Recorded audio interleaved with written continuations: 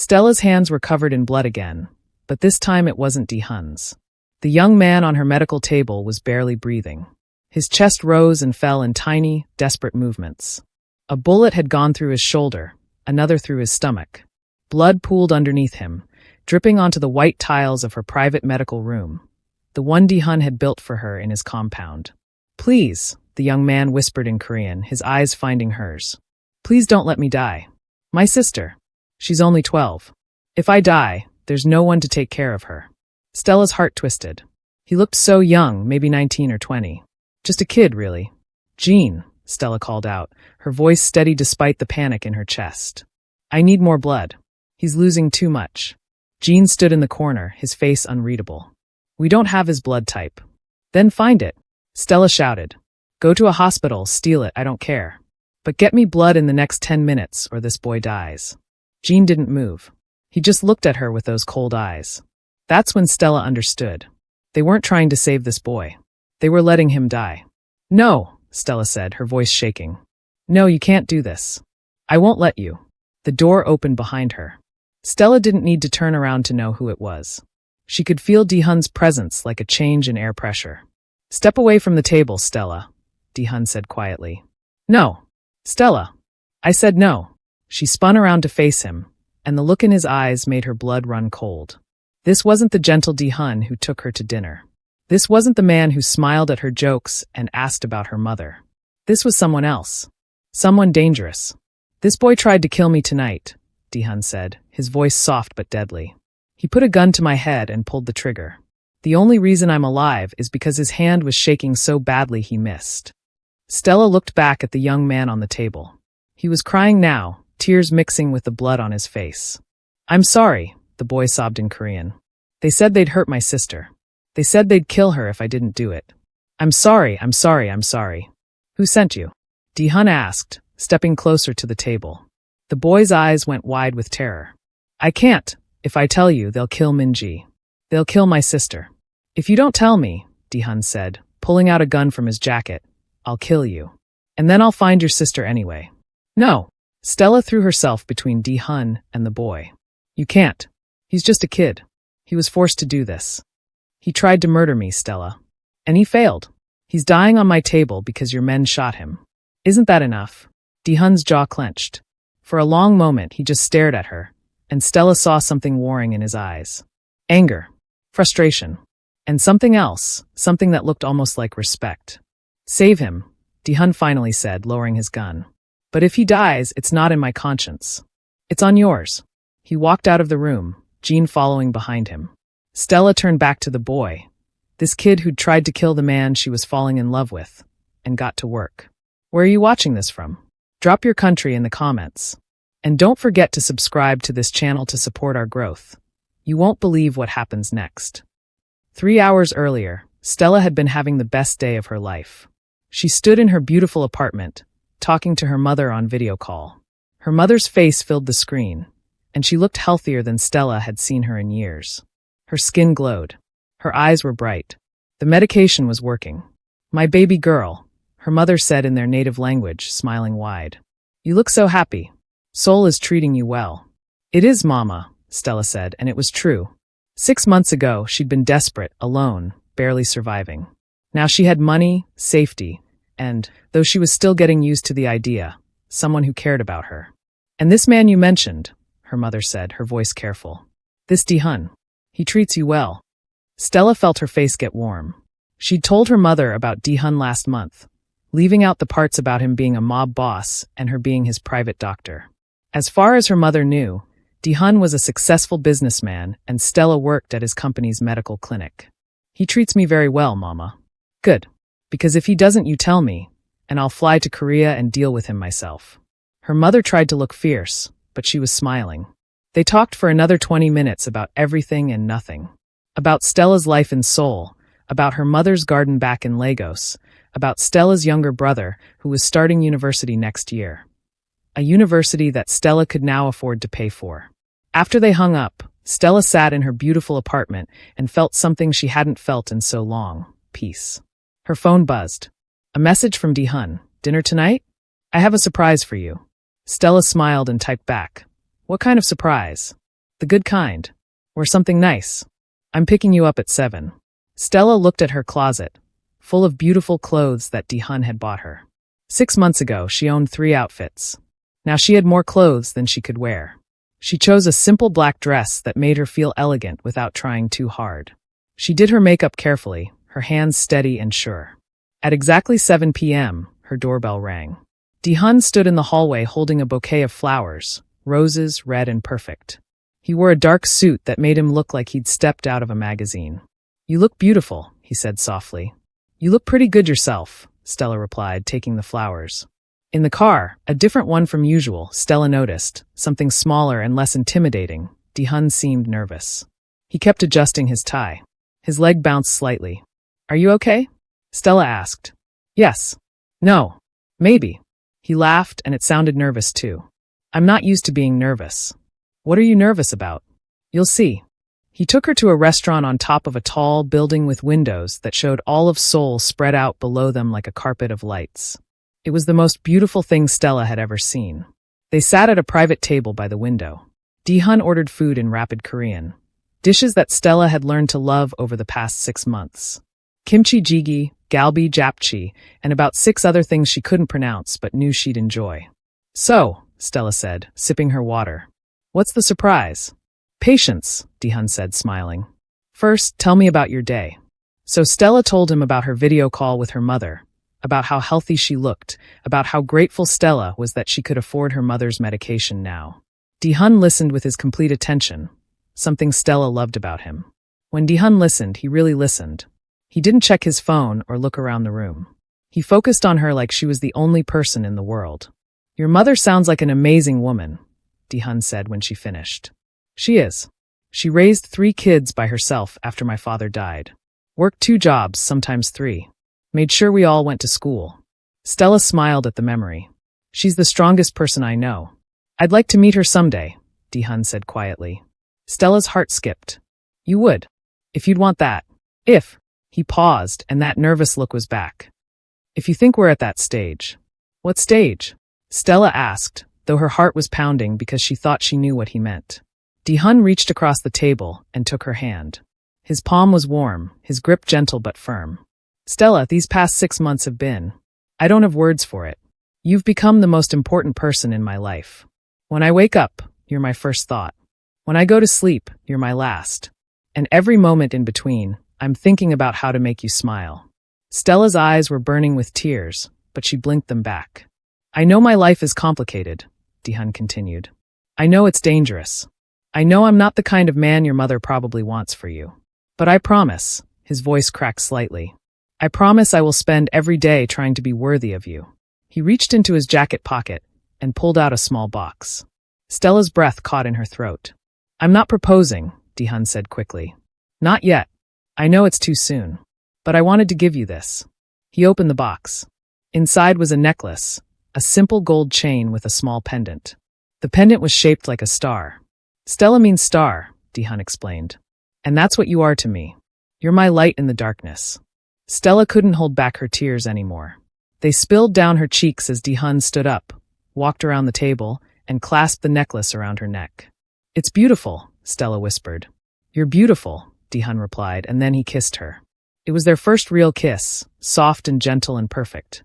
When they pulled apart, Stella was smiling so wide her face hurt. So, Dehun said, sitting back down, his own smile matching hers. Is it okay if I tell people you're my girlfriend? Or is there a different term we should use?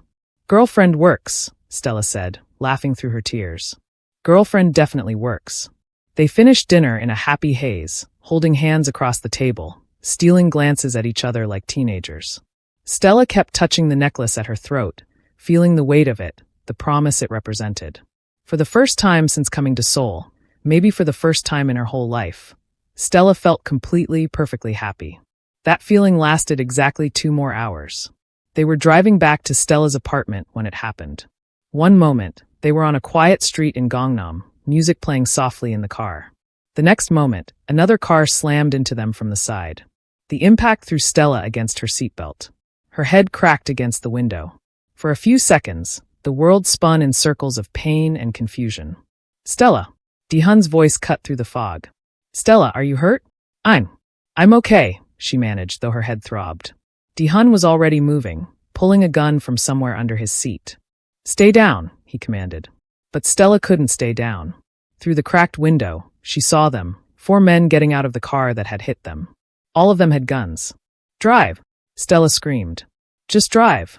But Dehun's car was damaged. The engine made a terrible grinding sound and wouldn't start. The 4 men were walking toward them now, their guns raised. Dehun grabbed Stella's face, forcing her to look at him. Listen to me very carefully. When I open this door, you run. You run as fast as you can and you don't look back. I'm not leaving you. You are. His voice was hard, commanding. You're going to run, and you're going to live. Do you understand me? Dehun. The back window exploded. Glass rained down on them. Someone was shooting. Dehun threw his door open and pulled Stella out with him. He pushed her behind a nearby car, just as more bullets tore through the air. Run, he shouted at her. Now! But Stella's feet wouldn't move. She couldn't leave him. She couldn't. One of the gunmen appeared around the car. Young, maybe 20 years old, with shaking hands and terrified eyes. His gun was pointed at Dehun's head. I'm sorry, the young man said in Korean, and he pulled the trigger. Click. Nothing happened. The gun had jammed. Dehun moved like lightning. He grabbed the young man's gun, twisted it away, and slammed him against the car. 2 of Dehun's men appeared from nowhere. They must have been following at a distance, and started shooting at the other attackers. The fight lasted maybe 90 seconds, but it felt like hours. Gunshots. Shouting. The smell of burning rubber and gunpowder. When it was over, 3 of the attackers were dead or dying. The 4th had run away. And the young man, the one who'd tried to kill Dehun, was on the ground, bleeding from his shoulder and stomach. Dehun stood over him, his gun pointed at the boy's head. Boss, Jean said, appearing at Dehun's side. He must have been one of the men following them. We should go. Police will be here soon. Bring him, Dehun said, gesturing at the wounded boy. I want to know who sent him. Jean nodded to his men. They grabbed the boy, who screamed in pain, and dragged him toward their car. Dehun turned to Stella. His face was splattered with blood, not his own, she realized. His eyes were wild, dangerous, nothing like the gentle man who'd given her a necklace 2 hours ago. Are you hurt? He asked. Stella shook her head, though she was shaking so badly she could barely stand. Good. He grabbed her hand and pulled her toward another car, one of Jean's. Let's go. They drove in silence to Dehun's compound. The boy was in the car ahead of them, bleeding, probably dying. Stella's mind kept replaying the moment when he'd pulled the trigger. The click of the jammed gun. How close Dehun had come to dying. How close she'd come to losing him. When they arrived at the compound, Jean and his men carried the boy to Stella's medical room. The private clinic Dehun had built for her, fully stocked with everything she might need. They laid him on the table, and that's when Stella snapped back to reality. She was a nurse. This boy was her patient. Nothing else mattered. She got to work immediately, cutting away his bloody clothes, assessing his wounds. 2 gunshots, one through the shoulder, one through the stomach. The stomach wound was the bad one. He was bleeding internally. I need to operate, Stella said. Now. Then operate, Dehun said from the doorway. Stella looked at him, and for the first time, she felt something close to fear when she looked at Park Dehun. Are you going to let me save him? She asked quietly. Or are you going to kill him when I'm done? Dehun's expression was unreadable. That depends on what he tells me. He's just a kid, Stella said. He's an assassin who tried to kill me in front of you. He's someone's son. Someone's brother. Stella's voice rose. He's a human being, Dehun. So am I, Dehun replied, and his voice was cold. And he tried to end my human life. They stared at each other across the room. Stella with her hands covered in the boy's blood, Dehun with his face splattered with his enemy's blood. The boy on the table groaned in pain, pulling their attention back. Jean, Dehun said without taking his eyes off Stella. Get her whatever she needs. If he dies during surgery, that's fate. But if he survives, Dehun's voice dropped to a whisper. Then we'll talk about mercy. He walked out, leaving Stella alone with Jean and a dying boy who'd tried to kill the man she loved. Stella worked for 3 hours straight. The bullet in the boy's shoulder was easy. Clean entry and exit, no major damage. But the bullet in his stomach was a nightmare. It had nicked his liver and possibly damaged his intestines. Jean stood in the corner the whole time, watching. Silent. Judging. Hand me the clamps, Stella said, and Jean moved immediately, assisting her like he'd done this 100 times before. Maybe he had. What's his name? Stella asked as she worked, trying to keep the boy, her patient, human in her mind. We don't know yet, Jean replied. How old is he? 19, according to his ID. 19. Stella's brother's age. He said he has a sister, Stella said, carefully repairing the tear in the boy's liver. 12 years old. He said someone threatened to kill her if he didn't do what they wanted. Jean was quiet for a moment. Many people make threats, Miss Stella. Few follow through. But some do. Yes, Jean admitted. Some do. Stella glanced at him. You think he's telling the truth? I think a 19-year-old boy doesn't try to kill Park Dehun unless he's very brave, very stupid, or very desperate. Jean's expression was unreadable. My money is desperate. Stella finished repairing the liver and moved on to checking his intestines. One small perforation, which she carefully stitched closed. The surgery was delicate work, made harder by the limited equipment and the constant awareness that Dehun might kill this boy the moment he woke up. Why do you work for him? Stella asked suddenly. Jean looked surprised by the question. Boss. Yes. Why do you work for Dehun? You're smart. Skilled. You could work anywhere. Do anything. Why choose this? Jean was quiet for so long that Stella thought he wouldn't answer. Because he saved my life, Jean finally said. 10 years ago, I was where this boy is now, desperate, alone, being used by bad people. The boss found me and gave me a choice. Work for him and live with honor, or keep doing what I was doing and die in a gutter. And you chose him. I chose life. Jean's voice was soft. Everything else followed. Stella tied off the last stitch and stepped back, exhausted. He's stable. The next 24 hours will tell us if he survives. You did good work, Jean said, and it sounded like genuine respect. I did my job. No. Jean looked at the boy on the table, then back at her. You did more than your job. You gave him a chance. Not everyone would do that for someone who tried to kill their. He paused. For someone who tried to kill the boss. Stella washed her hands, watching the boy's blood swirl down the drain. Where is Dehun? In his office. He said to bring you when you're finished. I need to check on the patient every hour. I'll watch him, Jean interrupted. If anything changes, I'll call you immediately. Stella looked at Jean. This man who'd once pointed a gun at her, who'd terrified her, who now stood in her medical room offering to watch over her patient. Thank you, she said quietly. Jean nodded once, a gesture of respect between equals. Dehun's office was on the top floor of the compound, with windows overlooking all of Seoul.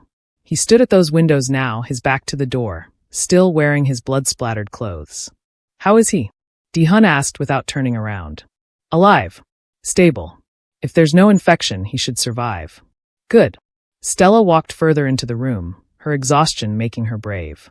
What are you going to do with him? That depends on what he tells me when he wakes up. Dehun finally turned around. In the dim light, he looked tired. Older than his 30-something years. I need to know who sent him, Stella. I need to know who's trying to kill me. And then what? You'll kill him? Maybe. Dehun, do you know why I built you that medical room? Dehun interrupted, his voice sharp. It's not because I get paper cuts. It's because people try to kill me, Stella. Regularly. And the people who work for me, the people I care about, get caught in the crossfire. He walked toward her, and Stella saw something in his eyes she'd never seen before. Fear. Tonight you almost died, Dehun said, his voice cracking. That boy's bullet could have hit you instead of missing me. And then what? Then I'd be the one operating on you, except I can't do surgery. I'd just watch you bleed out in my arms. He grabbed her shoulders, his grip almost painful. Do you understand what I'm saying? This isn't a game. This isn't a drama. This is my real life, and now it's your real life too. People want me dead, and they'll kill you to get to me. Then protect me, Stella said, her own voice rising. Protect me by not becoming the monster they think you are. Protect me by showing me that the man I'm falling in love with is still good inside. The words hung in the air between them. You're falling in love with me? Dehun whispered. Yes, you idiot, Stella said, and suddenly she was crying.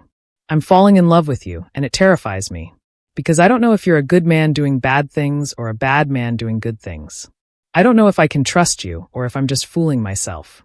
Dehun pulled her into his arms, holding her so tight she could barely breathe. I'm not a good man, Stella, he said into her hair. I've done terrible things. I'll probably do more terrible things. But I swear to you, I swear on everything I have, I will never let anyone hurt you. Even if it costs me everything. They stood like that for a long time, holding each other in the darkness of his office. Two people trying to find light in a very dark world. Finally, Stella pulled back. The boy. I'll wait until he wakes up, Dehun said. I'll talk to him.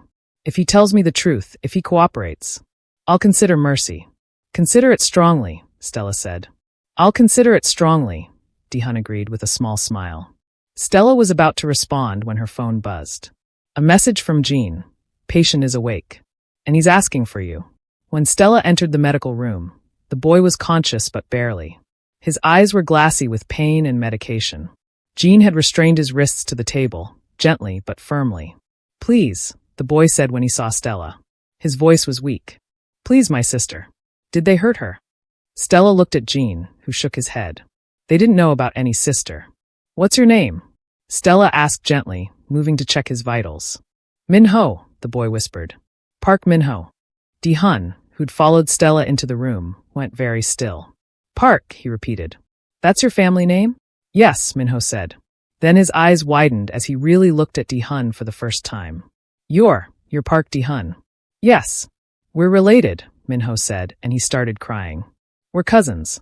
Your father and my father were brothers. The room went silent. Stella looked at Dehun, whose face had gone completely white. That's impossible, Dehun said. My father's brother died 20 years ago. He didn't die, Minho said, his words tumbling out desperately. He went into hiding. He had to, because your father's enemies were trying to kill everyone in your family. My father changed our names, moved us to Busan, and tried to keep us safe. If that's true, Dehun said slowly, why would you try to kill me? Why would family? Because they have Minji. Minho's voice cracked with desperation. A woman came to our apartment 3 days ago. She said if I didn't kill you, they'd hurt my sister. They showed me photos of Minji leaving school. They knew everything about her. Her schedule, her friends, where she walks home. What woman? Dehun demanded. What did she look like? Korean. Beautiful. Maybe 40 years old. Expensive clothes. Minho closed his eyes, trying to remember. She had a scar here. He tried to gesture but couldn't with his restrained hands. On her left hand, between her thumb and finger. Stella watched all the color drain from Dehun's face. No, he whispered. No, it can't be. Boss? Jean asked. You know who he's describing? Yes. Dehun's voice was hollow. Yuna. And Stella's blood turned to ice because she knew that name. Yuna. The woman who'd come to her apartment 6 months ago. The woman who'd warned her about Dehun. The woman who'd shown her photos of dead women and tried to recruit her as a spy. She's alive, Stella whispered. Dehun looked at her, his expression tortured. I thought, 6 months ago, after she came to your apartment, my men tracked her down. There was a confrontation. A fire. We found a body that matched her description. He ran his hand through his hair. I thought she was dead. Who is she? Minho asked weakly. Someone very dangerous, Dehun said. Someone who's been trying to destroy me for years. He leaned over Minho, his voice urgent. Where is your sister now? Where are they keeping her? I don't know. They just said if I killed you, they'd let her go. They were lying, Jean said bluntly. They would have killed you both. We have to find her, Stella said immediately. We have to find Minji before Yuna does something to her. Dehun pulled out his phone and started making calls in rapid Korean, his voice sharp with command. Stella turned back to Minho, checking his bandages. How old is your sister? 12. She's just 12. Minho was crying again. She likes drawing and wants to be an artist. She's never hurt anyone. Please, you have to save her. We will, Stella promised, though she had no idea if she could keep that promise.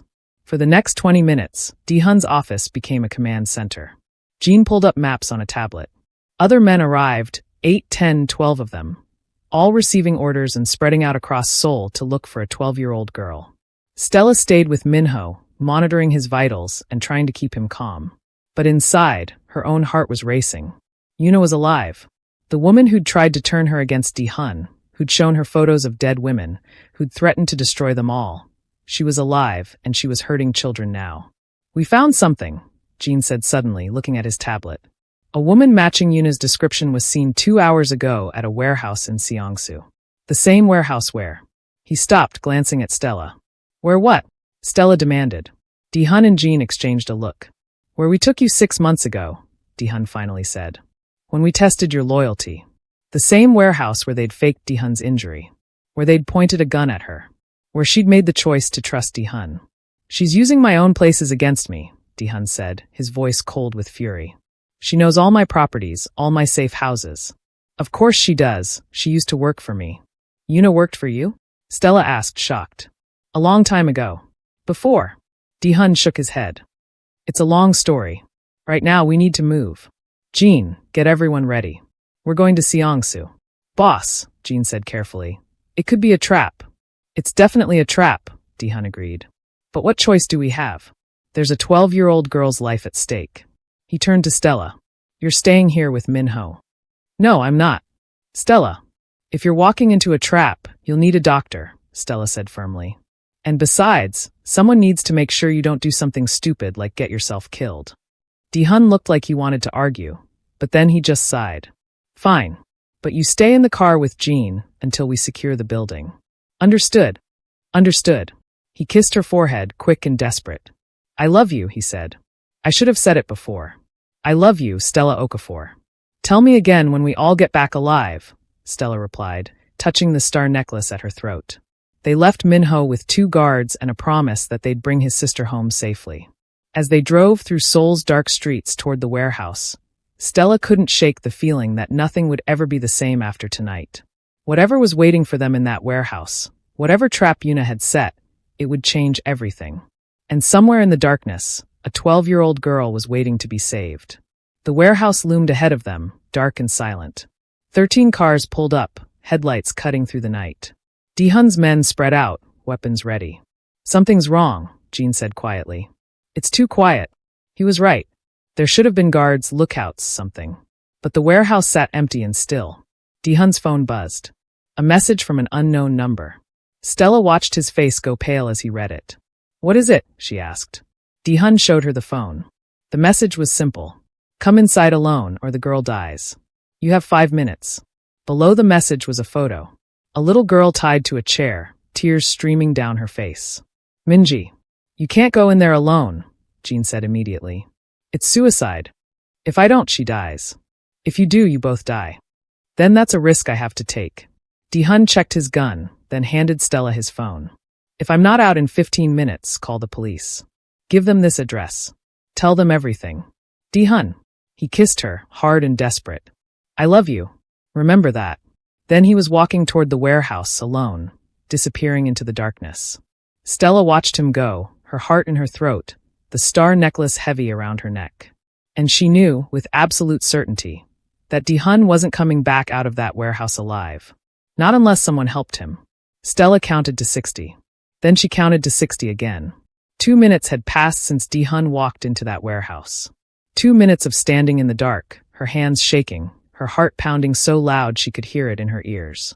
Jean stood beside the car, speaking rapidly into his radio, coordinating with the other men. They were spreading out around the building, looking for other entrances, other ways to help their boss. But it would take time. Time they didn't have. Stella looked down at Dehun's phone in her hand. 13 minutes until she was supposed to call the police. 13 minutes until Dehun was supposed to come out. But Stella knew, deep in her bones, the way she knew when a patient was dying, that 13 minutes was too long. She opened her medical bag. Inside was everything she might need for an emergency. Bandages, medication, scalpels, and at the very bottom, wrapped in cloth, was something Jean had given her 2 months ago. A gun. You should know how to use this, Jean had said, teaching her to shoot at a private range. Just in case. I'll never use it, Stella had replied. I'm a nurse. I save lives, I don't take them. Sometimes, Jean had said quietly, saving a life means taking another one. Stella had hated that he was right. But she'd learned anyway. I learned to load it, aim it, fire it. Now she pulled the gun from her bag, checked that it was loaded, and put it in her jacket pocket. Miss Stella? Jean appeared beside her. What are you doing? I'm going in there. Absolutely not. Boss said. I don't care what he said. Stella looked at Jean, and she saw her own fear reflected in his eyes. You know he's not coming out of there alive. Not without help. Jean's jaw clenched. If you go in there, you'll die too. Maybe. But I'm a nurse, Jean. I can't stand here and do nothing while people die. She touched the star necklace at her throat. He told me he loved me. I need to tell him the same thing before it's too late. For a long moment, Jean just stared at her. Then he reached into his own jacket and pulled out a small radio. Take this. Keep the volume low. I'll guide you through the building. He grabbed her shoulders, his grip firm. Stay quiet. Stay low. And Miss Stella? His voice cracked slightly. Bring our boss home. Stella nodded, unable to speak past the lump in her throat. She walked toward the warehouse entrance, every step feeling like it might be her last. The door was slightly open, the same door Dehun had walked through 3 minutes ago. Inside, the warehouse was dark and smelled like old metal and dust. Stella's eyes adjusted slowly to the darkness. She could see shapes, boxes, machinery, empty space. And voices, coming from somewhere deep inside the building. The radio in her pocket crackled softly. Left side, Jean's voice whispered. There's a walkway along the wall. Use it. Stella moved left, her feet silent on the concrete floor. Her hand stayed in her pocket, gripping the gun. The voices got louder as she moved deeper into the warehouse. She recognized Dehun's voice, speaking Korean. And another voice, female, cold, angry. Yuna, you always were too trusting, Yuna was saying. That's why you'll never survive in this world. And you were never patient enough, Dehun replied. His voice was calm, but Stella could hear the tension underneath. That's why you'll never win. Stella reached a corner and carefully looked around it. The sight made her blood freeze. In the center of the warehouse, under a single hanging light, Dehun stood with his hands raised. 20 feet in front of him, Yuna held a gun pointed at a little girl tied to a chair. Minji, she had to be Minji. The girl was crying silently, her whole body shaking with fear. 5 other people stood around them. Men with guns, all pointed at Dehun. It was impossible. There was no way Stella could help. No way to save them. But she had to try. The radio crackled again. Can you see them? Jean whispered. Stella pressed the talk button once. Yes. We're coming in through the back. 2 minutes. Can you distract them? Stella looked at the scene in front of her. At Dehun, who she loved. At the little girl who'd done nothing wrong. At Yuna, whose face was twisted with hate and madness. She pressed the button twice. No, because she wasn't going to distract them. She was going to end this. Stella pulled the gun from her pocket. Her hands were shaking, but she forced them steady. Jean had taught her well. Breathe in. Breathe out. Aim center mass. Squeeze the trigger slowly. But she couldn't shoot Yuna.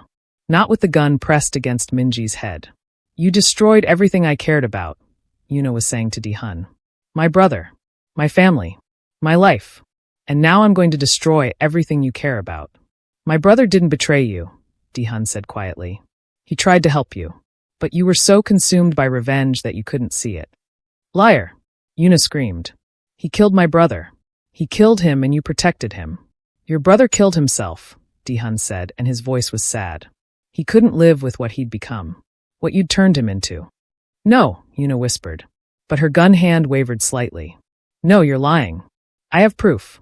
Documents. His suicide note. I kept them because I knew someday you'd need to see the truth. You're lying, Yuna repeated, but she sounded less certain. That's when Stella saw her chance. One of Yuna's men shifted position, moving to the left. For just a second, there was a clear shot to Yuna, a shot that wouldn't hit Minji. Stella raised her gun. Her heart pounded. Her hands shook. She'd never shot at a person before. Never wanted to hurt anyone. Everything in her screamed that this was wrong, against everything she believed. But sometimes, she hears Jean's voice in her head. Saving a life means taking another one. Stella aimed, breathed, and fired. The gunshot was deafening in the empty warehouse. Yuna screamed and fell backward, the gun flying from her hand. Stella's bullet had hit her shoulder. Not a kill shot, but enough to disarm her. Everything exploded into chaos. Dehun dove for Minji, throwing himself over the little girl to protect her. Yuna's men started shooting. At Dehun, in the darkness where Stella hid, at everything. Stella dropped behind a metal crate as bullets tore through the air above her head. Her ears rang from the noise. Her whole body shook with adrenaline. Jean, she screamed into the radio. Now! Come now! The back door of the warehouse burst open. Jean and 15 men flooded in, their guns blazing. The fight lasted maybe 30 seconds, but it felt like hours. Stella stayed behind her crate, her hands over her ears, praying that Dehun was okay. That Minji was okay. that she hadn't just made everything worse. Then suddenly silence. Stella looked up carefully. 4 of Yuna's men were on the ground, dead or wounded. One had his hands up, surrendering. And Yuna was crawling toward her gun, blood streaming from her shoulder. Dehun was faster. He kicked the gun away and stood over her, his own weapon pointed at her head. "It's over," he said quietly. "It's never over," Yuna spat, blood on her lips. "Even if you kill me, there will be others. There will always be others who want you dead." "I know," Dehun said. And he pulled the trigger. Stella gasped, turning away. She couldn't watch. Couldn't see. But then she heard Jean's voice. "Boss missed. On purpose." Stella looked back. Dehun's bullet had gone into the concrete beside Yuna's head. Close enough to terrify her, but not close enough to kill. "I'm not who you think I am," Dehun said to Yuna. "I'm not the monster you want me to be. You can spend the rest of your life hating me. But I won't become what you are." He turned away from her. "Jean, call an ambulance. For her and for everyone else who's still breathing. Then call the police." "Boss," Jean said carefully. "If we call the police, I know what it means." Dehun's voice was tired. "Do it anyway." He walked to Minji, who was still tied to the chair, crying hysterically. He untied her gently, speaking soft words in Korean that Stella couldn't understand. The little girl threw her arms around his neck, sobbing. That's when Dehun finally looked up and saw Stella standing there, gun still in her hand. Their eyes met across the warehouse. Stella started walking toward him. Her legs felt shaky, like they might give out any second. When she reached Dehun, she looked at the little girl in his arms, then at him. "Is she okay?" Stella asked. Scared but unhurt. Dehun's eyes searched her face. "You shot someone." "I know. You could have died." "I know. I told you to stay in the car." "I know." Stella's voice cracked. "I know all of that. But I couldn't. I couldn't just let you die. I couldn't." Dehun handed Minji to Jean, who took the girl carefully. Then he pulled Stella into his arms, holding her so tight she could barely breathe. "You saved us," he whispered into her hair. "You saved all of us." "I shot someone," Stella said, and suddenly she was crying. "I hurt someone. I'm a nurse. I'm not supposed to hurt people." "You saved a life," Dehun said firmly. "You saved Minji. You saved me. That's what matters." They stood there holding each other while around them, Jean and his men secured the warehouse. Sirens wailed in the distance, police, ambulances coming closer. "You said you were calling the police," Stella said, pulling back to look at Dehun. "Won't they arrest you?" "Probably." Dehun smiled sadly. "But I'm tired of running. Tired of hiding. And if there's a chance that turning myself in will keep you safe, then it's worth it." "No," Stella said firmly. "I didn't save your life just so you could throw it away. I'm not throwing it away. Dehun stopped as his phone rang. He pulled it out, looked at the number, and his expression changed to confusion. "I don't recognize this number." He answered anyway, putting it on speaker. "Hello, Mr. Park Dehun." The voice was male, speaking English with a British accent. "My name is Director Chin. I work for a certain international organization that's been watching you for quite some time. If you're trying to threaten me," Dehun said tiredly, "get in line. On the contrary, I'm calling to offer you a job." Stella and Dehun looked at each other. "What kind of job?" Dehun asked carefully. "The kind where your particular skills would be very valuable. And the kind where you'd have full immunity for your past activities." Director Chin paused. "Also the kind where your girlfriend, Miss Okafor, would be safe. Permanently." Stella's blood ran cold. How did this man know her name? "How do you know about?" Dehun started. "We know everything, Mr. Park. We've been watching you, testing you, waiting to see if you were the kind of man who could work for us. Tonight proved that you are." "By doing what?" Dehun demanded. "By choosing mercy over revenge. By protecting the innocent. By surrounding yourself with people like Miss Okafor who remind you that humanity still matters." Director Chen's voice was calm, almost kind. "We need people like you, Mr. Park. People who understand the darkness but choose to stay in the light." Dehun looked at Stella, his expression asking for guidance. The sirens were very close now. In maybe 2 minutes, the police would arrive. Dehun would be arrested. Everything would fall apart. Or they could trust this mysterious voice on the phone. This stranger who claimed to offer salvation. "What would I have to do?" Dehun asked slowly. "We'll discuss details later. For now, I need your answer. Will you work for us?" Stella squeezed Dehun's hand. Whatever he decided, she'd support him. Because that's what love was, standing beside someone even when the choice was impossible. Dehun took a deep breath. I need guarantees. Full immunity for everyone who works for me. Protection for my family, including Miss Okafor and her family. And I want it in writing. Done, Director Chen said immediately. A car is waiting for you outside the east door. It will take you to a secure location where we can discuss terms. Leave now, Mr. Park. The police arrive in 90 seconds. The call ended. Dehun looked at Stella. What do you think? I think, Stella said slowly, that we've been living in darkness for a long time. Maybe it's time to try something different. It could be a trap. Everything could be a trap. Stella smiled sadly. But we're still here, aren't we? Still surviving. Dehun kissed her forehead. Jean, he called out. We're leaving. East door. Bring Minji. They ran through the warehouse. Dehun, Stella, Jean carrying Minji, and 4 other men. The east door was exactly where Director Chen said it would be. And outside, a black car waited with its engine running. As they piled inside, Stella heard police cars screeching to a stop at the front of the warehouse. They'd made it out with seconds to spare. The car pulled away smoothly. The driver, a woman in a dark suit, didn't speak or look back at them. Minji had fallen asleep in Jean's arms, exhausted from fear and tears. Dehun held Stella's hand tightly, his thumb rubbing circles on her palm. I don't know where we're going, he said quietly. I know, Stella replied. But we're going there together. She touched the star necklace at her throat. Her hands were still shaking. She'd shot someone tonight. She'd saved lives. She'd walked into danger and somehow walked back out. Everything had changed. Nothing would ever be the same. But she was alive. Dehun was alive. Minji was safe. And they were together. For now, that was enough. The car drove through Seoul's dark streets, taking them toward an unknown future. And Stella realized something important. She wasn't scared anymore. She was ready. The car drove for 45 minutes before it stopped. Stella had tried to keep track of where they were going, watching the streets pass by through the window. But after the third turn, she'd lost all sense of direction. Seoul at night looked the same everywhere. Bright lights, tall buildings, streets full of people who had no idea that a nurse from Nigeria had just shot someone to save the man she loved. Her hands had finally stopped shaking. Minji still slept in Jean's arms, her small face peaceful now. Dehun sat beside Stella, his hand never leaving hers. The driver, the silent woman in the dark suit, finally spoke.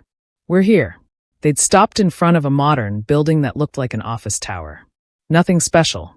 Nothing that screamed secret government organization, or whatever Director Chen represented. Top floor, the driver said. Director Chen is waiting. They climbed out of the car. 2 men in suits appeared from nowhere, flanking them as they walked toward the building entrance. Boss, Jean said quietly, his hand moving toward his gun. I don't like this. Neither do I, Dehun replied. But we're out of options. The elevator was glass and steel, rising up the outside of the building. As they climbed higher, Stella could see all of Seoul spreading out below them. Millions of lights, millions of lives, millions of people who would wake up tomorrow and go to work and never know how close they'd come to disaster tonight. The elevator stopped on the 30th floor. The doors opened to reveal a sleek office with floor-to-ceiling windows. A man stood at those windows, his back to them, looking out at the city. Mr. Park, the man said without turning around. His English accent was the same as on the phone. Miss Okafor. Please come in. Director Chen turned around, and Stella was surprised. She'd expected someone older, someone intimidating. But Director Chen looked young, maybe 40, with kind eyes and a gentle smile. He wore a simple suit. Nothing fancy. He could have been anyone. Thank you for coming, Director Chen said. I know you took a significant risk trusting me. We didn't have much choice, Dehun said, his voice cold. You called right when the police were arriving. That's convenient timing. It wasn't convenient. It was planned. Director Chen gestured to chairs arranged near his desk. Please sit. You've had a difficult night. No one sat. Jean positioned himself between Minji and Director Chen. Dehun's men spread out, watching the exits. Director Chen smiled sadly. I understand your caution, but I promise you, I'm not your enemy. In fact, I'm probably the best friend you have right now. Friends don't usually blackmail people, Stella said, finding her voice. I'm not blackmailing you. I'm offering you a way out. Director Chen walked to his desk and picked up a folder. Mr. Park, you've been involved in illegal activities for 12 years. Money laundering, weapons trafficking, bribery. Under normal circumstances, you'd spend the rest of your life in prison. So arrest me, Dehun said. I don't want to arrest you. I want to recruit you. Director Chen opened the folder. Because you're not like other criminals. You have rules. Ethics. You don't deal in drugs. You don't traffic people. You protect the innocent when you can. He looked at Stella. You fall in love with nurses who remind you that goodness still exists in the world. Stella felt her face get hot. Who are you? Dehun demanded. What organization do you work for? I work for an international task force dedicated to stopping the very worst criminals in the world. Human traffickers. Terrorist organizations. People who make what you've done look like child's play. Director Chen closed the folder. We need people who understand the criminal world. People who can move through it without raising suspicion.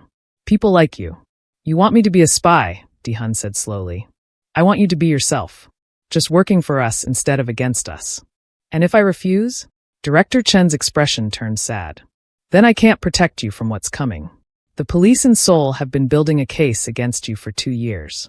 Prosecutor Yuna, before she went rogue, had gathered enough evidence to put you away forever. That evidence still exists.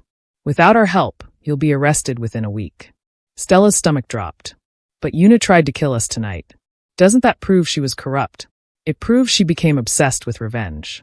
But it doesn't erase the evidence she collected. Director Chen looked at Dehun. You're a criminal, Mr. Park. That's simply a fact. The question is, do you want to spend your life in prison, or do you want to use your skills for something better? The room fell silent. Outside the windows, Seoul sparkled like a jewelry box. What about Stella? Dehun asked quietly. What about the people who work for me? What about Minji and her brother? Full immunity for everyone, Director Chen said immediately. Miss Okafor's record stays clean. Your men receive pardons for their past crimes. Minji and Minho, who I understand is recovering from surgery, will be placed in protective custody until they're 18. Full education, full support, everything they need. And my mother, Stella said suddenly. Back in Nigeria. Can you protect her? Director Chen smiled. Already done. We have people watching her home as we speak. No one will harm her. It was too good to be true. Stella knew that. People didn't just offer miracles without strings attached. What's the catch? She asked. The catch is that Mr. Park's old life is over. He can't go back to being a mob boss. He works for us now, completely. And, Director Chen looked at both of them. You'll need to get married. What? Stella and Dehun said at the same time. For the cover story to work, you need to be married. Mr. Park will officially retire from the criminal world, claiming he's leaving everything behind for love. Very romantic. Very believable. Director Chen pulled out another folder. We've already prepared the paperwork. You can get married tomorrow at the embassy. We'll handle everything else. Stella's head was spinning. Married? Tomorrow? She'd known Dehun for 6 months. She loved him, she knew that now, but marriage? This is insane, Dehun said, but he was looking at Stella with something in his eyes. Hope, maybe. Stella, you don't have to. We need an answer, Director Chen interrupted. The police are at the warehouse right now. They're processing the scene. By morning, they'll have warrants for your arrest. If you're going to disappear into our program, it needs to be tonight. Give us a minute, Stella said. Director Chen nodded and walked to the window, giving them space. Dehun pulled Stella aside, his hands on her shoulders. You don't have to do this. I can find another way. I can. What other way? Stella asked. Prison. Running for the rest of your life? Getting killed by someone like Yuna. Better that than forcing you into marriage. Who says you're forcing me? Stella touched the star necklace at her throat. You told me you loved me tonight. Did you mean it? More than anything, Dehun whispered. Then ask me properly. Not because Director Chen says we have to, but because you want to. Dehun's eyes filled with tears. He dropped to one knee right there in that office, with Jean and his men watching, with Minji sleeping nearby, with Director Chen pretending not to look. Stella Okafor, Dehun said, his voice shaking. I know this is crazy. I know everything about my life is dangerous and complicated. But you make me want to be better. You make me believe I can be better. Will you marry me? Stella looked down at this man. This criminal, this killer, this person who'd shown her more kindness than anyone in Seoul ever had. This man who'd protected her, provided for her, loved her despite all his darkness. Yes, she said. Yes, I'll marry you. Dehun stood up and kissed her, and somewhere behind them, Jean started clapping. Then the other men joined in, and even Director Chen was smiling. When they finally pulled apart, Stella was crying and laughing at the same time. "Well," Director Chen said, walking back to them. "That was genuinely touching. Now, shall we discuss the details?" They sat down finally, all of them, and Director Chen laid out the plan. Dehun would officially announce his retirement from all business activities. He'd claim that he'd fallen in love and wanted a clean life. Some people would believe it, others wouldn't. But with Director Chen's organization protecting them, it wouldn't matter. Stella would continue working as a nurse, but at a private hospital that Director Chen's organization controlled. She'd treat agents who came back from missions, who needed medical care they couldn't get at regular hospitals. Jean and the other men would be absorbed into the organization as security specialists. Their criminal records would be sealed. They'd get new identities if they wanted them. Minji and Minho would be placed with a foster family. A family that worked for Director Chen's organization and knew how to protect children who'd seen too much. "What about tonight?" Stella asked. "What about Yuna? The shooting? All the evidence?" Officially, there was a gang war at that warehouse. Multiple criminal organizations fighting over territory. When police arrived, everyone was gone except for the wounded and the dead. Director Chen smiled. "Your names won't appear in any reports." "How is that possible?" Dehun asked. "Because we've been monitoring that warehouse for months. We had surveillance equipment in place. We have footage that shows Yuna's men attacking you. We have proof of her crimes. And we have relationships with people in the Seoul Police Department who understand that sometimes justice is complicated." He stood up and walked to a safe in the corner of his office. From it, he pulled out 2 passports, 2 ID cards, and a marriage license. "These are your new identities. Park Dehun and Stella Okafor Park. Married couple. Clean records. Model citizens." He handed them the documents. "Memorize these details. Become these people. Your old lives are over." Stella looked at the passport. Her photo was there. When had they taken her photo? And a name, Stella Okafor Park. Occupation, registered nurse. Status, married. It was real. This was really happening. "We should go to the hospital," Stella said suddenly. "Minho, he doesn't know his sister is safe. He's probably terrified." "Already handled," Director Chen said. "We have people at your compound, Mr. Park. Minho has been moved to a secure medical facility. Minji will be reunited with him within the hour." "I want to see him," Dehun said. "I promised him we'd bring his sister back. I need to keep that promise." Director Chen checked his watch. "You have until morning. Then you need to disappear. Your wedding is at 9 a.m. at the embassy.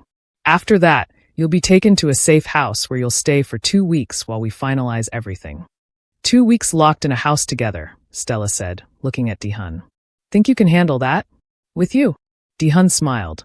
"I could handle it forever." They left Director Chen's office an hour later with new passports, new lives, and a wedding planned for 8 hours from now. The car took them to a private hospital, one of Director Chen's facilities, where Minho was recovering in a room that looked more like a hotel than a hospital. He was awake when they arrived, sitting up in bed despite his wounds. His eyes widened when he saw them. "Minji?" he asked desperately. The door opened, and a nurse brought Minji in. The reunion made Stella cry all over again. Brother and sister held each other, both of them sobbing, both of them safe. "Thank you," Minho said to Dehun through his tears. "Thank you for saving her. Thank you for everything. You saved my life too," Dehun said quietly. "By missing that shot. By having a conscience. That's why I couldn't let your sister die." Minho looked confused. "But I tried to kill you. And then you told us the truth. You gave us a chance to save her." Dehun put his hand on the boy's shoulder. "That took courage. Real courage. What happens now?" Minho asked. "To us. Now you get to be kids again," Stella said gently. "You'll have a safe home. Good schools. Everything you need. But Minho," she made sure he was looking at her. "No more gangs. No more violence. You protect your sister by building a good life, not by working for bad people. Understand?" Minho nodded, tears still streaming down his face. They stayed for 20 minutes, making sure both children were comfortable and safe. When they finally left, the sun was starting to rise over Seoul. "We're getting married in 3 hours," Stella said as they drove through the morning streets. "I don't have a dress. I don't have flowers. I don't have anything. We have each other," Dehun said. That's all we need. But when they arrived at the safe house, a beautiful apartment that Director Chin had prepared for them, Stella found a white dress hanging in the closet. Simple but elegant. Exactly her size. How did they? She started. They know everything, Jean said. He'd come with them, along with 2 other guards. Director Chen's organization is either the best thing that ever happened to us, or the most terrifying. I haven't decided which yet. Stella laughed, but it was a tired, slightly hysterical sound. In the last 12 hours, she'd shot someone, saved a child, gotten engaged, and agreed to marry a mob boss who was becoming a spy. This was not how she'd imagined her life going when she left Nigeria 2 years ago. Get some rest, Dehun said, seeing her exhaustion. We have 2 hours before we need to leave. But Stella couldn't sleep. She lay in bed next to Dehun. They'd shared a bed before, but this felt different knowing they'd be married in hours, and watched the sunrise paint the room in gold. Are you scared? Dehun asked quietly. Terrified, Stella admitted. You. More than I've ever been. He turned to face her. But not getting married. That's the only part I'm sure about. I'm scared of failing you. Scared of not being good enough. Scared that my past will destroy our future. Stella kissed him softly. Then we'll just have to make sure it doesn't. At 8:30 in the morning, they got dressed. Dehun wore a dark suit. Stella wore a white dress. Jean and 2 guards would serve as witnesses. At exactly 9 a.m., they stood in the embassy. One of Director Chen's people officiated, and became husband and wife. The ceremony lasted 7 minutes. No music. No flowers. No family watching. Just Stella and Dehun, promising to love each other through whatever came next. When the officiant said, "You may kiss the bride," Dehun pulled Stella close and kissed her like the world was ending and she was the only thing keeping him alive. I love you, Mrs. Park, he whispered against her lips. I love you too, Stella replied. Now let's go save the world. Outside the embassy, a car was waiting. Director Chin sat in the back seat, smiling. Congratulations, he said as they climbed in. Ready for your first mission? The car drove for 20 minutes before Stella finally asked the question that had been burning in her mind since they left the embassy. What's the mission? Director Chin smiled, but it wasn't a happy smile. It was the smile of someone about to deliver bad news. There's a human trafficking ring operating between Seoul and Lagos, he said quietly. They target young women, mostly from Nigeria, but also from other African countries. They promise jobs in Korea, good money, and safety. But when the women arrive, they take their passports and force them into terrible situations. Stella's blood ran cold. How many women? We've tracked at least 50 in the last year. But we think there are hundreds more we haven't found. Director Chin pulled out a tablet and showed them photos. Young women, all of them looking scared and lost. The organization is very sophisticated. They have connections in both countries. Police protection. Government officials who look the other way. And you want us to stop them, Dehun said. I want you to destroy them. Director Chen's voice was hard now. But it's dangerous, Mr. Park. These people are more ruthless than anyone you've dealt with before. They won't hesitate to kill you. Or your new wife. Stella looked at the photos on the tablet. One girl looked so much like her younger cousin that her heart hurt. These could have been her. If circumstances had been different, if she'd been more desperate, she could have been one of these trapped women. What do you need us to do? Stella asked. Director Chin looked surprised. You're willing to accept? Just like that. Those women are from my home, Stella said firmly. Someone needs to help them. It might as well be us. Dehun took her hand and squeezed it. We're in. Tell us the plan. For the next hour, Director Chin explained everything. The trafficking ring was run by a woman named Victoria Okonkwo, a Nigerian woman who'd moved to Seoul 15 years ago. She owned several businesses that looked legitimate: restaurants, import companies, beauty salons. But underneath, she ran one of the largest trafficking operations in Asia. She's smart, Director Chin said.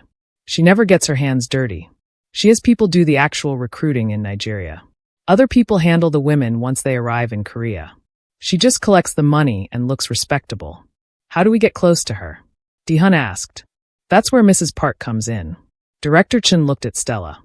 Victoria is always looking for medical professionals. Her girls get sick, get injured, and get pregnant. She needs doctors and nurses who won't ask questions. We're going to make her think you're desperate enough to work for her. Stella's stomach twisted. You want me to pretend to help her? To treat the women she's trafficking? Yes. And while you're treating them, You'll gather evidence. Names, locations, records. Everything we need to shut her down permanently. And what about me? Dehun asked. You'll be the worried husband who's trying to keep his wife safe. You'll ask questions. Poke around.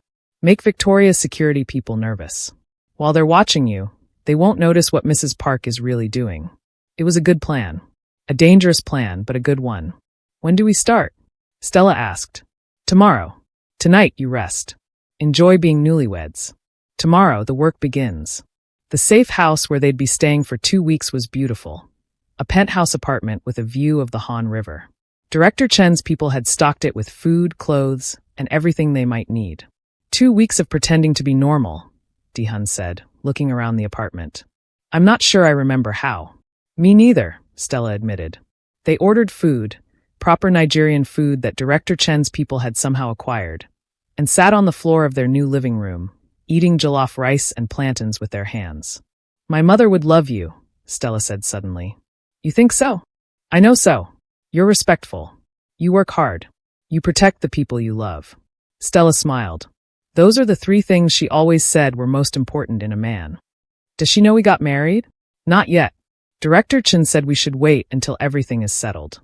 Until we're sure it's safe. Stella put down her food and looked at Dehun seriously. Do you think we did the right thing? Agreeing to work for him? I don't know, Dehun said honestly. But I know that if we didn't, I'd be in prison and you'd be in danger. This way, at least we're together. At least we have a chance. A chance at what? At being good. At making up for all the bad things I've done. Dehun took her hand.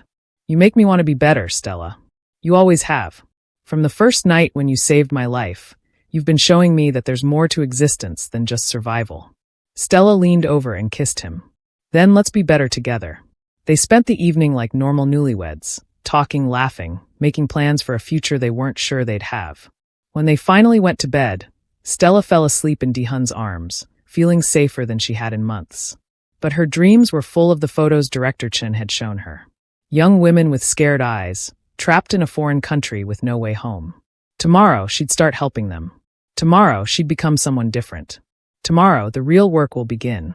The next morning, Director Chen arrived early with a woman named Grace. Grace was Nigerian, in her 30s, with kind eyes and a sad smile. Grace used to work for Victoria, Director Chen explained.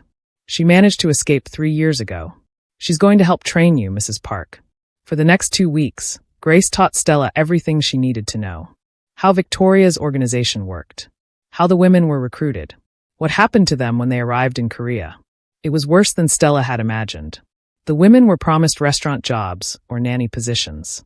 They were told they'd make good money, send it home to their families, and build better lives. But when they arrived, Victoria's people took their passports and put them to work in terrible conditions. Cleaning houses for 18 hours a day, working in illegal factories or worse. If they try to escape, Victoria threatens their families back home, Grace explained, her voice shaking. She has people in Lagos who watch the families. One girl tried to go to the police here in Seoul. The next week, her younger brother disappeared in Nigeria. They never found him. Stella felt sick. How did you escape? I got lucky. I got very sick, pneumonia. Victoria sent me to a hospital because she didn't want me dying and causing problems. A nurse at the hospital realized something was wrong. She helped me contact the police.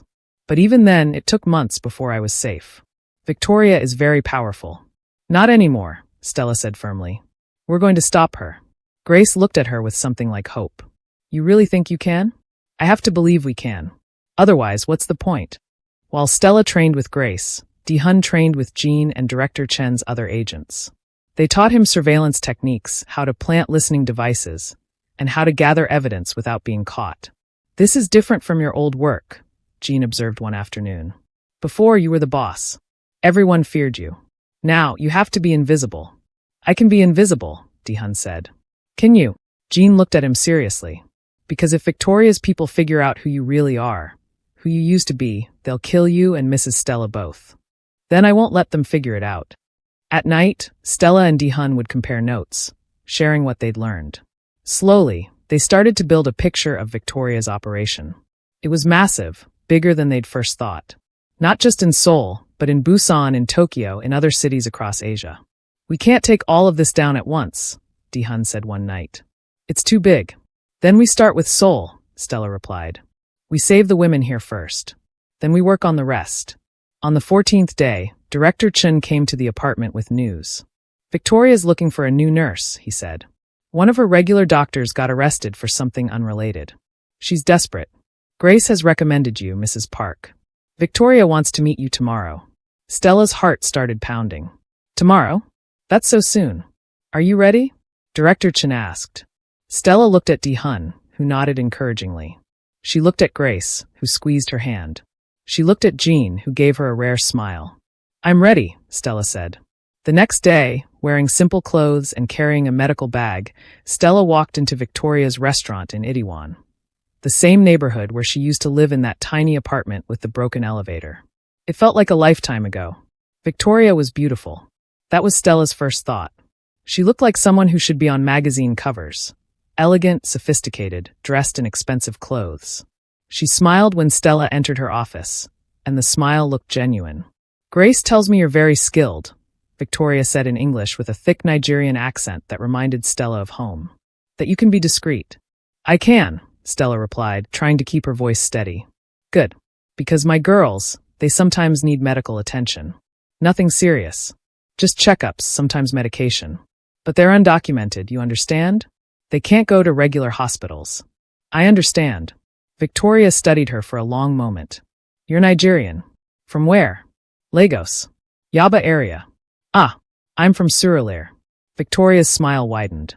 It's nice to see another sister doing well in Korea. This country can be hard for people like us. Very hard, Stella agreed, thinking of her first year in Seoul. The loneliness. Poverty. The desperation that had made her save a dying mob boss in her hallway. So you understand why we help each other, yes? Why do we take care of our own? Victoria leaned forward. These girls I bring here, I'm giving them opportunities they'd never have in Nigeria. Good money. Safe work. A chance at a better life. Stella wanted to scream that it was all lies. But instead, she nodded and smiled. That's very kind of you. Not kind. Just business. Victoria pulled out a folder. Here are the addresses of 3 houses where my girls stay. I need you to visit each one this week. Check everyone's health. If anyone needs medication, you let me know. Stella took the folder with shaking hands. Inside were addresses, names, photos of young women. Evidence. This was exactly what Director Chun needed. I can do that, Stella said. Good. And Mrs. Park? Victoria's smile turned cold. If you ever think about going to the police, remember that I know everything about you. Where you live. Where your husband works. Where your mother lives in Lagos. I protect my business very carefully.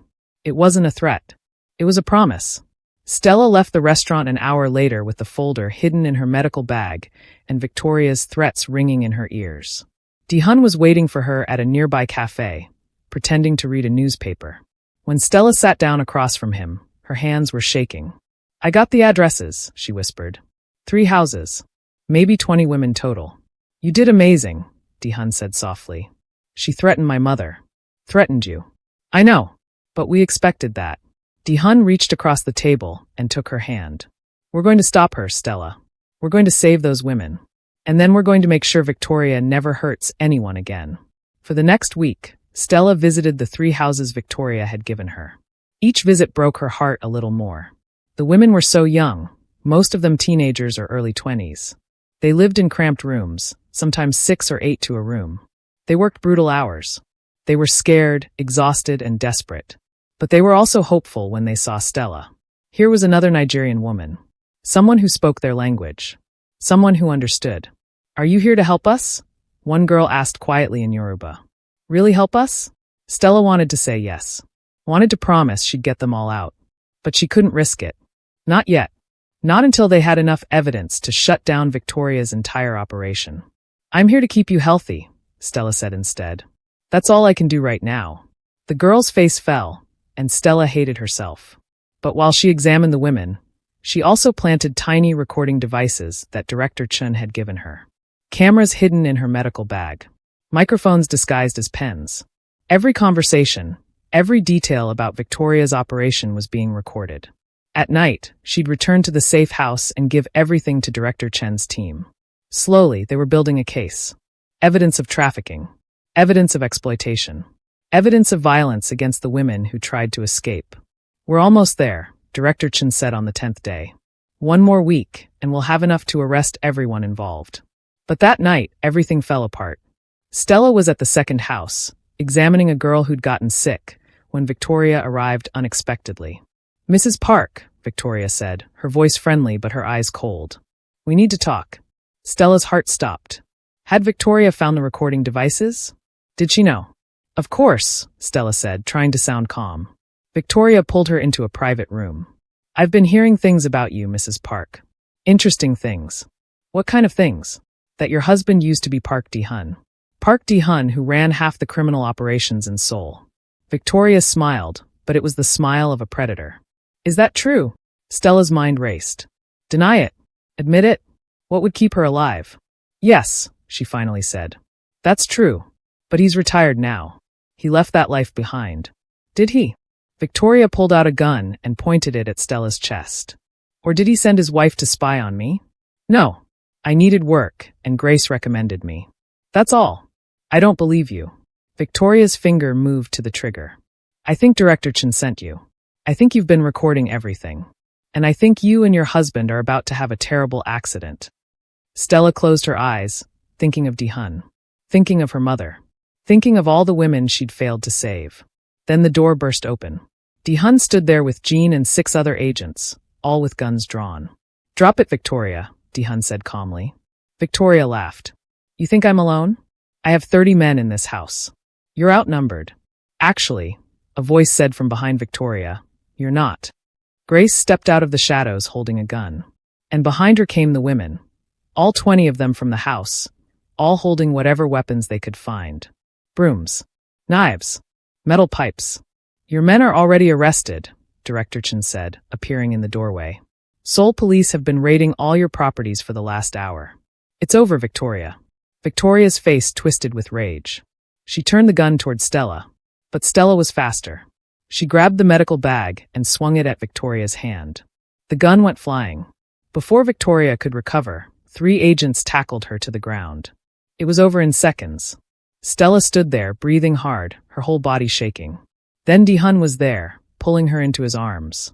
You did it, he whispered. You saved them all. Stella looked at the women. These girls who reminded her so much of herself when she first came to Seoul. Young.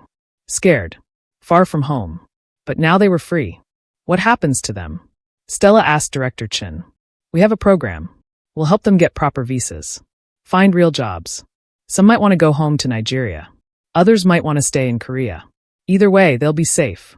One of the girls, the one who'd asked if Stella was there to really help them, approached slowly. Thank you, she said in English. Thank you for not giving up on us. Stella started crying. I'm sorry it took so long. You came back, the girl said simply. That's what matters. You came back. 6 months later, Stella stood in a classroom teaching a nursing course to 25 students. Half of them were the women they'd rescued from Victoria's trafficking ring. The other half were other women Director Chen's organization had saved from similar situations. Nursing isn't just about treating sickness, Stella told her students. It's about seeing people, really seeing them, understanding that every patient has a story, a life, a family who loves them. After class, Dehun was waiting for her outside. He'd been working with Director Chen's organization too, using his knowledge of criminal networks to help shut down other trafficking operations across Asia. How was class? He asked, taking her hand as they walked. Good. Really good. Stella smiled. One of the girls, Amara, told me she wants to become a doctor. Can you imagine? 6 months ago, she was trapped in a house, and now she's dreaming of medical school. She learned from the best, Dehun said, kissing her forehead.